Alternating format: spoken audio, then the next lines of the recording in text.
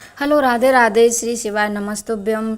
आप सभी को कृष्ण जन्माष्टमी की बहुत ज़्यादा शुभकामनाएं। यानी कि आपके जीवन में ये जो शुभ जन्माष्टमी है, सारे दुख कलेश मिटा के सुख समृद्धि आपको प्रदान करे, ऐसी कामना करते हुए आज मैं आपको लेके आई हूँ इसकी सरल जन्माष्टमी पूजा विधि, जो आपको घर पे ही कंप्लीट करनी है मंत्रों के साथ। यानी कि जो नॉर्मल मंत्र हैं जो हम डेली रूटीन में बोलते हैं, तो आपको कैसे पूजा करनी है, भगवान का जन्म कैसे करवाना है, प्राण प्रतिष्ठा कैसे करनी है, आरती कैसे करनी है, भोग के नियम क्या होते हैं, कौन कौन सी चीज़ हमें मार्केट से आज के दिन खरीदनी चाहिए और घर में लानी चाहिए, जिससे हमारे घर में जीवन में सुख समृद्धि आएगी। तो मैं वास्तु टिप्स के साथ शुरू करती हूँ आज का वीडियो। तो देखिए, पहले आपको एक बर्तन लेना है स्टील का, कोई भी भगोना वगैरह आप ले लीजिए जिसमें भगवान अच्छे से डूब जाएं।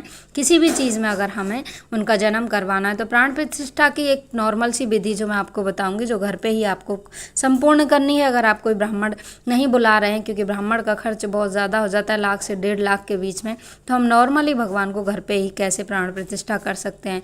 जो लोग नए ला रहे हैं लल्ला, उनको ये विशेष विधि ज़रूर देखनी चाहिए, और जिन लोगों के घर में लल्ला हैं, उन्होंने नहीं की है प्राण प्रतिष्ठा, तो वो भी ये अवश्य करें। तो देखिए, पहले आपको मूंग लिए हैं मैंने हरे, आप कोई भी जैसे अन्न सप्तनाज ले लीजिए, गेहूँ ले लीजिए, जौ ले लीजिए, अगर कुछ नहीं है तो चावल ले लीजिए आप। उसके बाद भगवान को उसका आँख भगवान की बंद कर देनी है, और आपको उसमें भगवान को 1 घंटे के लिए रख देना है।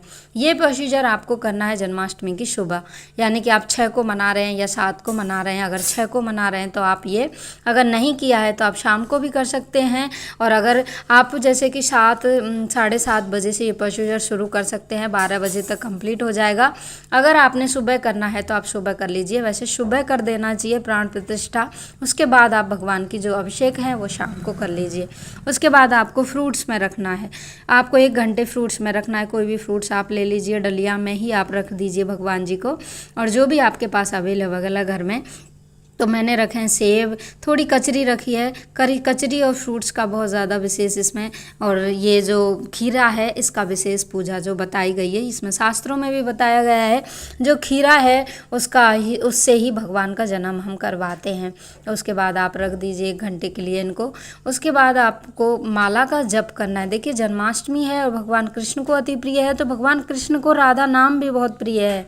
सबसे पहले आप राधा नाम का जप करना शुरू करिए। जब भी आप भगवान की कोई पूजा स्टार्ट करते हैं, राधा नाम का जप आप अवश्य किया करिए। तो आप राधे राधे की माला भी कर सकते हैं, नहीं तो कृष्ण का जो महामंत्र है, हरे कृष्ण कृष्ण कृष्ण हरे हरे, हरे राम हरे राम राम राम हरे हरे, इनका भी आप जाप करते हुए एक माला कंप्लीट कर लीजिए, जब तक आपकी पूजा शुरू हो चुकी हो। उसके बाद आपको खीरे से उनका जन्म करवाना है। खीरे को बीच से काट के आप रख दीजिए। अब मैं कर रही हूँ नाल छेदन। देखिए, आप सबको पता है खीरे में बीच में रख देते हैं, अगर बड़े लड्डू गोपाल हैं तो नहीं रख पाते हैं, तो हम खीरे के अंदर रख देते हैं।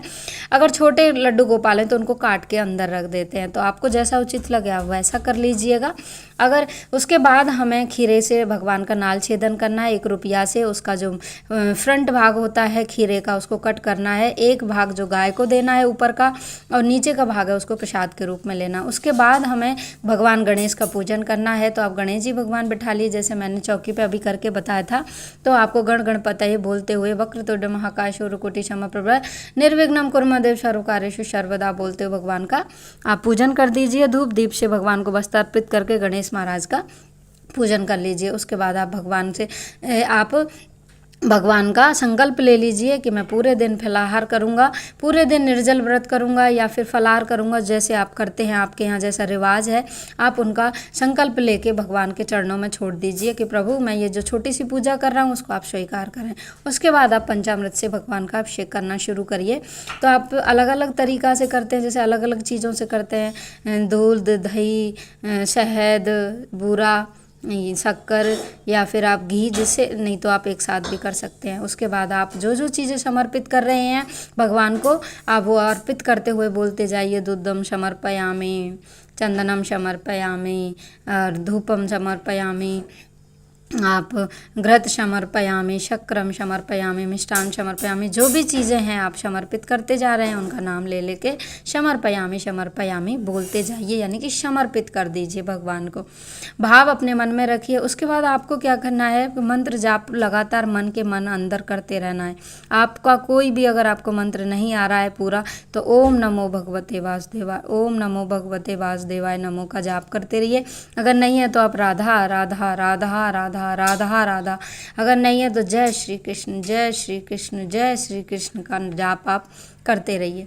उसके बाद आपका जो कंप्लीट हो जाता है, जब हम भगवान का अभिषेक कर रहे होते हैं तो आप उनको एक फ्रूट्स की, ये जो ड्राई फ्रूट्स हैं उनकी माला अवश्य पहनाइए, जिससे कि भगवान को बहुत अच्छा लगता है। स्नान कराते समय आप ड्राई फ्रूट्स की माला भगवान को अर्पित कर दीजिए और उसको ड्राई फ्रूट्स की माला पहन के ही भगवान का अभिषेक करिए। उसके बाद आपको इनको इत्र लगाना है, कोई भी इत्र आप ले लीजिए, आपके पास जो भी इत्र है उनसे उसकी अच्छे से मालिश करनी है, उनके कपड़ों पर इत्र लगाना है और उनका सुंदर सा श्रृंगार करना है।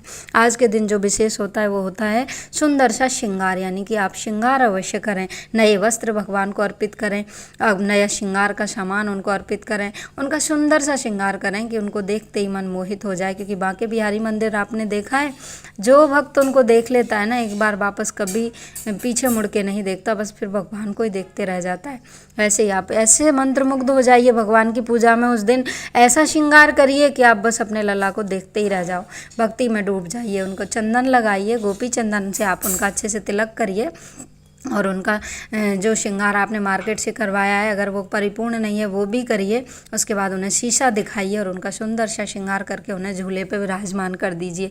झूले उस दिन झूला आपको अवश्य लगाना है, आप झूला लगा के उन पर भगवान को झूला अवश्य झूलाना है, क्योंकि उस दिन भगवान पैदा हुए हैं। जब बच्चा पैदा होता है तो उनका श्रृंगार किया जाता है, स्नान करवाया जाता है और उसके बाद वो शुद्ध होते हैं, तो हम भी भगवान का वही करेंगे। नई उनको पोशाक पहनाइए, नए उनको टोपी लगाइए, नई उनको वस्त्र आभूषण पहनाइए और फिर उनको झूला झूला दीजिए। उसके बाद बारी आती है 56 भोग की, यानी कि भोग हमें क्या लगाना चाहिए। बहुत कन्फ्यूजन होता है कि उस दिन हम क्या भोग लगाएं। देखिए मंदिर में अन्न ग्रहण करवाया जाता है, कई मंदिरों में बूंदी का प्रसाद, लड्डू का प्रसाद जैसा, ऐसा नहीं करना चाहिए, क्योंकि है ना भगवान को उस दिन ना अन्न का भोग लगाया जाता है, नहीं अन्न हम खुद ग्रहण करते हैं, हम लोग भी नहीं करते हैं और भगवान को भी नहीं करवाते हैं। तो मेरे व्रत की पूरी व्रत विधि मैंने डाली हुई है चैनल पे, आप वो देख सकते हैं। उसके बाद आप भगवान को घर के बने व्यंजनों से भोग लगाना है। माखन मिश्री उसमें अवश्य होना चाहिए। आप घर पे मिठाई बना के लगा सकते हैं, मैंने घर पे मिठाई बनाई थी। फ्रूट्स का भोग लगा सकते हैं और आप जो धनिए की पंजीरी उस दिन विशेष होती है, धनिए की पंजीरी का भोग आप लगा सकते हैं।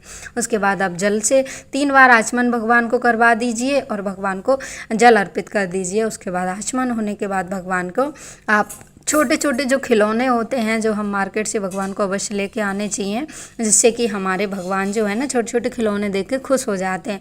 3 चीज़ें वास्तु टिप्स की बारी आती है। 3 चीज़ें कौन कौन सी हैं जो हमें मार्केट से अवश्य लानी चाहिए। तो पहला है बांसुरी। आपके घर में बांसुरी का जरूर होनी चाहिए और भगवान लड्डू गोपाल के आसपास होनी चाहिए। बांसुरी खरीद के लाइए, मोर पंख खरीद के लाइए और आप गौ माता ज़रूर खरीद के लाइए। इन तीनों को क्यों खरीदना है इसका कारण भी मैं आपको बता देती हूँ। जो बांसुरी है वो माता सरस्वती का प्रतीक है, क्योंकि वो वाद्य यंत्र है, और जो ये है ना आपके जो मोर पंख हैं वो भगवान श्री कृष्ण को प्रेजेंट करते हैं। भगवान कृष्ण भगवान सारी पृथ्वी के मालिक हैं, और जो गौ माता है वो माता लक्ष्मी को प्रेजेंट करती है, यानी कि 3300 प्रकार के 33 करोड़ देवता उसमें वास करते हैं। तो आपके घर में जो सुख समृद्धि आएगी उन चीज़ों से, वो तो अद्भुत है। ये उपाय आप अवश्य करिए, इससे जीवन में बदलाव अवश्य आता है। ये करके देखिए, जन्माष्टमी खरीदिए, अगले जन्माष्टमी तक घर में अंधन की बरसात होने लगेगी। उसके बाद आपको भगवान की कपूर से आरती करनी है। आरती करने के बाद आप दक्षिणा जरूर अर्पित करिए। दक्षिणा जो भी पूजा में कमी रह जाती है वो कंप्लीट हो जाती है हमारी। उसके बाद क्षमा याचना कर लीजिए कि प्रभु हम आपकी ना पूजा जानते हैं, ना मंत्र जानते हैं, ना क्रिया जानते हैं, सिर्फ जानते हैं कि आप हमारे हो, ये घर आपका है, ये जीवन आपका है, ये सामान आपका है और हम भी आपके हैं। ऐसी करते हुए मनोकामना बोलते हुए भगवान के चरणों में आप श्री मन लगाइए और उसके बाद आप भोजन जो भी प्रसाद आपने बनाया था उसको आप पूरे परिवार में बांटिए, आसपास बांटिए, सबको बांट के आप खुद ग्रहण करिए और भगवान को रात को आपको पर्दा लगा के सुलाना है। राधा